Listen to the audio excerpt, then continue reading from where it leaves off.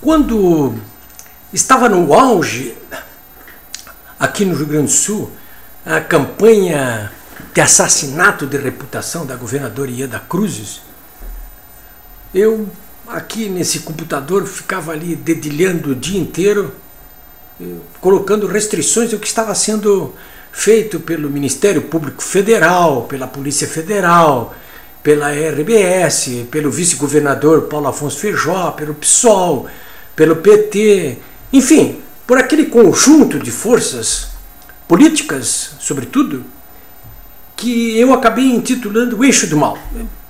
Naquele momento da batalha, todos os dias eu tinha que desferir críticas a esses membros do Eixo do Mal e ficava nominando um por um.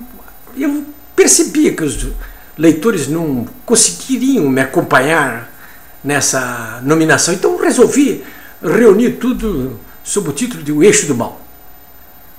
Muita gente, no fragor das batalhas, quando os procuradores do Ministério Público Federal, sobretudo, fizeram aquela entrevista coletiva num jogral, uma coisa inédita na história do Ministério Público Federal aqui do Rio Grande do Sul, quando eles convocaram uma entrevista coletiva e desferiram acusações violentíssimas contra a governadora Ieda Cruzes, eu cheguei a vacilar por algum momento. Porque, vocês sabem, as pessoas comuns, inclusive, se pensam o seguinte: se um procurador do Ministério Público Federal denuncia dessa maneira um ente político, alguma coisa deve ser verdadeira. Vocês imaginam, então, uma denúncia de procuradores do Ministério Público Federal referendadas pela Polícia Federal, mais ainda com aquele estardalhaço feito pela RBS, com o poder de fogo que tem, rádio, televisão, jornal, o dia inteirinho.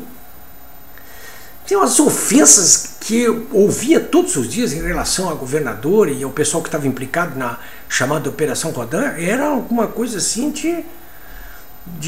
olha, de arrepiar o pelo. E eu me lembro que naquela ocasião, 4 anos atrás, muita gente, até amigos meus, até parentes, diziam: olha, você está aí dando uma de soldadinho do passo certo. Eu gosto de dar uma de soldadinho do passo certo, sabe? Eu gosto dessa posição. Ela não me desagrada, não. Até porque quando eu assumo uma posição dessa, eu só assumo se eu tenho muita certeza do que eu estou fazendo. E no caso da governadora Ieda Cruzes, eu tinha lido atentamente todos os autos da Operação Rodan. Eu fui o primeiro jornalista a fazer isso aqui no Rio Grande do Sul. Fui o primeiro, inclusive, a divulgar a totalidade das 1.300 páginas. E eu confesso para vocês, ali naqueles autos do inquérito da Polícia Federal, eu não vi nenhum grampo que pegasse direto ou indiretamente a governadora. Podia ter alguém falando, fulano falando com cicrano, e até dizer assim: olha, falei com a governadora, mandou pegar aí 300, qualquer coisa. Não tinha nada. Quer dizer, claro que direto não podia, porque eles teriam que ter a autorização do Supremo Tribunal Federal, e não tinham. Mas podia pegar indiretamente, alguém falando, entre eles, outras pessoas. Não tinha. Não tinha nenhuma prova, não tinha nada. Mas não pode ser isso aí, né? E eu fui olhar o cálculo elaborado a mando do Procurador-Geral da Camino, do Tribunal de Contas, para verificar o valor total do que teria sido desviado pela Operação Rodan, do Detran. Ele encontrou o número de 44 milhões. Eu fui olhar aquela equação, vocês podem olhar também. Está nesse livro aqui. Está tudo nesse livro aqui.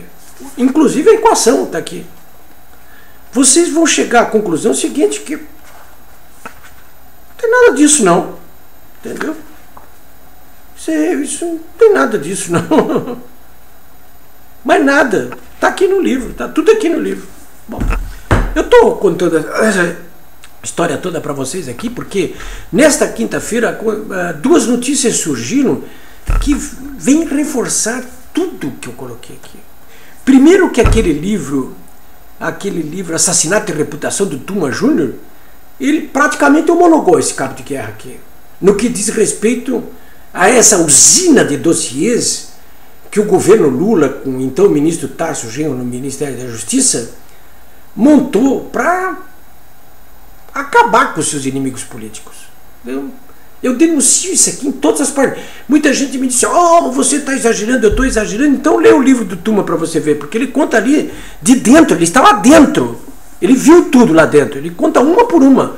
E dá nome aos bois, ao Tarso, Márcio Tomás Bastos, ao Lula, dá nome a todo mundo. Né? Mas nesta quinta-feira surgiram duas notícias que agora acabou de uma vez por todas para confirmar tudo que eu escrevi nas 499 páginas desse livro aqui. 4 anos de pesquisa.